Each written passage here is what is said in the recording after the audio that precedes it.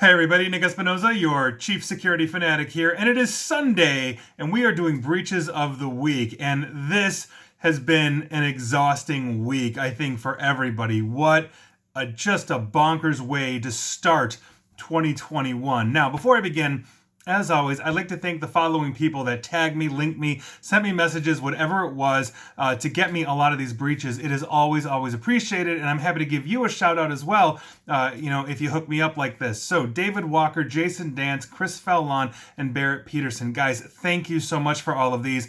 And with that, let's dive right in and start with Nissan, the car corporation. Now, the source code basically for their mobile apps and internal tools that are used by Nissan North America were leaked online after the company misconfigured one of its Git servers. Now, essentially, the repository contained the source code for the Nissan NA North America, I'm assuming, mobile apps, some parts of the Nissan Assist diagnostic tool, the dealer business systems and dealer portal, Nissan internal core mobile library, Nissan Infinity, NCAR and iCar services, client acquisition and retention tools, sale and market research tools, plus data, various marketing tools, the vehicle logistics portal, vehicle connected services, Nissan Connect things, and various other backends and internal tools. So if you want to figure out how to run a car company and configure a car, feel free to go to Nissan's Git. Moving on, let's talk about American Express. Yes, the AmEx card, because a threat actor has posted the data of 10,000 Mexico-based American Express credit card holders on a hacker forum for free. Now, in the same forum post, this actor claims to be selling even more data from Mexican banking customers, of American Express, Santander, and Banamex. Brian Krebs actually did a really good exposure on this. I want to say it was a couple of months ago or so. And so even if you're not based in Mexico, but you were using, let's say, ATMs in Mexico as a tourist, you may have been affected by one of the gangs down there that is doing this. So heads up, Amex users. Moving on, let's talk about an undisclosed private stock investment messenger service. And when I figure out who they are, or I'm told of this, I will let you know, hopefully next week. But a North Korean hacking group, basically state-sponsored, known as Thallium, has targeted users of this messenger service in a software supply chain attack. I cannot speak today. According to a report that was published this week. Now, what they're doing is they're leveraging the nullsoft install system and delivering threat payloads through Excel documents and other Microsoft Office basically formats, and also using rogue FTP servers. And that's obviously a very serious issue because they could possibly be compromising stock accounts, transferring funds, all that kind of stuff, depending on how deep they get. I will keep you up to date on that one. Moving on, let's talk about reCAPTCHA by Google. Now, if you don't know, CAPTCHA was introduced in 2014, and it's an acronym for Completely Automated Public Turing Test to tell computers and humans apart. Now, reCAPTCHA is Google's name for this technology, and it's a free service that uses an image, audio, or text challenges to verify that an actual human is signing into an account. In other words, you can't throw a bot at it and make fake accounts and sign up. The CAPTCHA, or reCAPTCHA in this case, is supposed to thwart that. Now, an old attack method that dates back to 2017 that uses voice-to-text bypass to essentially bypass CAPTCHA protections is still working on the latest version of Google's reCAPTCHA, which is version 3. And to quote the researcher, the idea of the attack is very simple. You grab the MP3 file of the audio reCAPTCHA, you submit it to Google's own speech-to-text API, Google will return the correct answer in over 97% of all cases. And so basically you can have a bot do this automatically and break the reCAPTCHA version 3 from Google. That's according to Nikolai Tshakcher. I'm probably not pronouncing that last name correctly. Sorry about that, but he was the one who discovered this. Moving on, let's talk about Vodafone out of Germany. Their low-cost operator known as HO Mobile got hit. They announced that attackers stole part of their customer database containing personal user information and SIM technical data. Now, the stolen database offered for sale on dark web forums since the 22nd of December has been partially verified and includes sufficient details about essentially to do things like carry out SIM swap attacks And it's basically putting 2.5 million home mobile customers at risk. We are talking about customer name, surname, phone number, email, date and place of birth, nationality, and address being exposed. They also have the SIM integrated circuit card identification number known as the ICCID, which is essentially a unique number that is providing the card's country, home network, and identification. So obviously that's a problem. If you use Home Mobile by Vodafone, heads up to you. Moving on, let's talk about Dassault Falcon Jet. Now, they disclosed a data breach that may have led to the exposure of personal information belonging to current and former employees, as well as their spouses and dependents. Now, Dassault Falcon Jet is a U.S. subsidiary of the French aerospace company Dassault Aviation. Basically, Falcon Jet discovered the incident on December 6 of 2020 and sent a data breach notification to its employees on December 31st, essentially New Year's Eve. Probably nobody was in the office. Now, according to media reports and dates of the breach reported by the company, the attackers maintained persistent access between June 6 and December 7th of 2020. And the employee information may include name, personal and company email address, personal mailing address, employee ID number, driver's license, passport, financial account number, social security, date of birth, work location, compensation and benefit information, and date of employment. Spouses and dependents may have been hit for their name, address, date of birth, social security, and benefit information. So obviously that's a huge problem. If you work for Dassault Falcon Jet in North America, heads up to you. Moving on, I want to give you an update on the Hackney Council in the United Kingdom. They got hit very hard last October, basically shut down the city government or the council government, and now appears that that information was indeed stolen during the attack and has been published in the dark web by cyber criminals, although the council said that only a limited set of data was at risk. Once I have more, I will let you know. Moving on, we're going to be talking about something called the KeyUE Cellmate. This is a chastity device, an adult chastity belt for men. Yes, this also got hit. Now, users of this Bluetooth-controlled chastity device were targets of an attack basically by malware last year after security researchers found a vulnerability in this toy that allowed it to be locked remotely. That's right. Hackers could, or criminals I should say, could lock this remotely on you. So there you go. Now, in October of 2020, researchers at the Pen Test Partners published details about a serious vulnerability that allowed the remote attacker to take control over the Bluetooth, but they found that making a request to any API endpoint did not require authentication, and that if they use a 6-digit quote-unquote friend code, it would return a huge amount of data on that user, such as location, phone number, and plain text password. So there you go. If you use one of these things, heads up, it may not be somebody close to you that is locking this thing on you. Moving on. Let's talk about an Indian startup called JustPay. Now, they suffered a data breach around 5 months back, and now the investigation has revealed that around 35 million JustPay customers have been affected. Their information is for sale on the dark web now, so heads up if you use JustPay out of India. Moving on, let's talk about another Google product called Titan. This is Titan 2FA. This is the physical key. Now, physical 2FA keys are incredibly effective at preventing account takeovers, and that is still the case, and research that was published on the 8th of January doesn't change that logic in the cybersecurity community, but it does show how a malicious attacker with physical possession of a Google Titan key can actually clone it. That's right, these are supposed to be non-clonable, and these can be cloned, which means they can bypass your multi-factor authentication if you're using the Google Titan hardware. Now, there is some good news about this because there are some steep hurdles that you have to clear in order to accomplish this. First, an attacker would have to get your account password. They would also have to gain covert possession of your key. They actually need the physical key, and they need it for as many as 10 hours. The cloning at the moment requires $12,000 worth of equipment and customized software. Plus, you're going to have a background in electrical engineering and cryptography to do this. So that means that basically these keys cloning at the moment is very unlikely, and it is very hard to do. Odds are the only ones doing this would be nation-state actors pursuing incredibly high-value targets.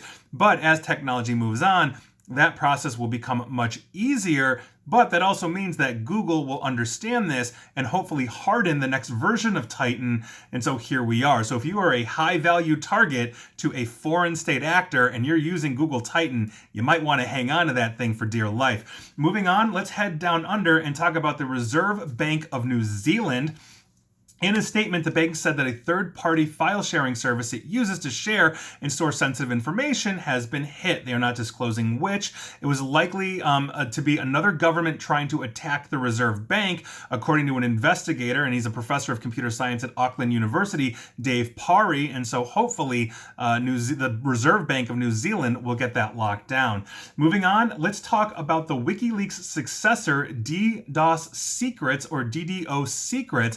Essentially, they weren't breached, but they might have breached you or your company. Now, on January 6th, basically, these guys published a massive new set of data on its website, all collected from dark websites where the information was originally leaked by ransomware hackers. I track these leak sites from McGregor and Revil and a whole bunch of others. There's a lot of information out there that it looks like they have essentially aggregated. Now, DDoS Secrets has made available about 1 terabyte of that data, including more than 750,000 emails, photos, and documents from 5 companies. The group is also offering to privately share an additional 1.9 terabytes of data from more than a dozen other firms with selected journalists or academic researchers. In total, the giant data collection spans industries including pharmaceutical, manufacturing, finance, software, retail, real estate, and oil and gas. So that is obviously a huge, huge problem. I have zero doubt that authorities are looking for them in the same way that they were looking and eventually captured Julian Assange of WikiLeaks. We'll see where that goes. Moving on, I want to give you an update on British Airways. Essentially, this is UK's flagship airline. They are beginning settlement discussions essentially later this year relating to their massive breach that occurred in 2018. I remember reporting on that. That was huge. The legal firm responsible for managing the settlements believes that collectively, British Airways could end up paying billions, yes, billions with a B, dollars, or in this case, pounds, to its victims. Now, individuals have until March 19th to join the group litigation order, which they can do by filling out a few details on that website. If you were affected by this, you can find the group litigation order for British Airways, go to their website and fill out information. Now, in addition basically to the £6,000 forecast, it is possible that an additional financial losses could also be claimed. And so if I'm doing the math on this, and I went back and I looked, we are talking about 565,000 people affected, and if everybody got £6,000, we are talking about 3.4 billion pounds, or 4.6 billion US, that British Airways is going to have to pay. Now, if the British legal system in this case is anything like the US system, there's going to be a knockdown number, so it may not be 3.4 billion pounds, 4.6 US. It could be less, but that is a massive chunk out of British Airways. So if you are affected by this and you regularly use them, you can go get some money. Moving on, let's give you guys an update on the Blackbaud data breach. Yes, it is continuing into 2021 as companies still disclose that they were affected by Blackbaud. This latest week is B-Bay Medical Center in Delaware, the state of Delaware. They are claiming 58,000 of their medical patients and members are affected. Moving on, let's talk about the Tasmania ambulance service. Once again, Tasmania, just south of Australia, part of Australia. This is a breach of the Ambulance Tasmania's paging system, and pager messages included patients' personal details and condition, as well as the address of the incident. Obviously, if it's an ambulance responding, you know that they're going to 123 Fake Street to pick up a possible cardiac arrest at blah, blah, blah, blah, blah. This is what was hit. Information also made public includes patient's IV status, obviously, if they've got it, gender, and age. I don't know much more about that. Understand, though, that if you're in Tasmania, Tasmanians have been calling basically the police to complain about this, and so I have to imagine the data authorities in Australia are going to be coming down on this pager system. Heads up to you. And finally, and we've got a couple of different major stories that have broken this week because this is the week that just keeps on breaching. My God. All right. So first, we're going to be talking about 1.5 million accounts that were been compromised from the top 25 gaming firms in the world. Now, security researchers have warned gaming companies essentially to improve their security posture after discovering 500,000 breached employee credentials and 1 million compromised internal accounts on the dark web. Now, Tel Aviv-based threat intelligence firm Kela decided to investigate the top 25 publicly listed companies in the gaming sector based on revenue. After essentially doing their homework, they discovered a thriving market in network access on both supply and demand sites. Now, this included nearly 1 million accounts basically related to employee and customer-facing resources, half of which were listed for sale in 2020. Compromised accounts linked to internal resources of these companies like admin panels, VPNs, Jira instances, which is collaborative platform, FTPs, single sign-ons, developer-related environments, and were basically found in virtually all of the 25 top gaming companies that were researched. This could put obviously these companies at risk for customer data theft, corporate espionage, ransomware, and on and on and on. Kela said it had tracked ransomware attacks on 4 of these gaming companies in recent months. And to quote them, we also detected an infected computer bot, which had credential logs to plenty of sensitive accounts that could be accessed by attackers upon purchase. Single sign-on, Kibana, Jira, Admin Connect, ServiceNow, Slack, VPN, Password Manager, and Power Admin of the company, all on a single bot. This strongly suggests that it's used by an employee of the company with administrator rights, possibly in IT, obviously. This highly valuable bot was available for sale for less than $10. So for less than $10 US, you could buy this bot that could get you all of this information on one of these companies. That is a massive security breach. And so if you are a hardcore gamer or even a casual gamer and you have signed up with one of the top 25 gaming companies, and that's a very easy list to find, heads up to you, they may be exposing you in a way that you didn't previously know. The next one I want to talk about is a specific aspect of the SolarWinds breach. You may know I have done 3 or 4 different videos, literally PowerPoint presentations on my daily podcasts and videos on just everything we know as this essentially evolves. But now we're going to be talking about U.S. court records that were exposed or possibly exposed in the SolarWinds breach. Now, this is reporting coming from Brian Krebs, who everybody should be reading on a regular basis. Now, this ongoing breach is affecting thousands of organizations that relied on backdoor products, essentially that SolarWinds was putting out there. But this may have jeopardized the privacy of countless sealed court documents on file with the U.S. federal court system, according to a memo released this past Wednesday by the Administrative Office, or AO, of the U.S. Circuit Courts. Now, the AO declined to comment on specific questions about their breach, but a source close to the investigation told Krebs on Security that the federal court document system was quote-unquote hit hard by the SolarWinds attackers, which essentially, all fingers are pointing to Russia. Now, the source says essentially that the attackers behind the SolarWinds compromise seeded the AO's network with a second stage teardrop malware that went well beyond the initial infection, which was known as Sunburst. That was a malicious update. And so obviously that's a huge problem, but it also suggests something I have been talking about in past videos, that the attackers were targeting the agency for deeper access in its network and communications. The 18,000 plus companies that were in the SEC disclosure by SolarWinds didn't just have the Sunburst vulnerability.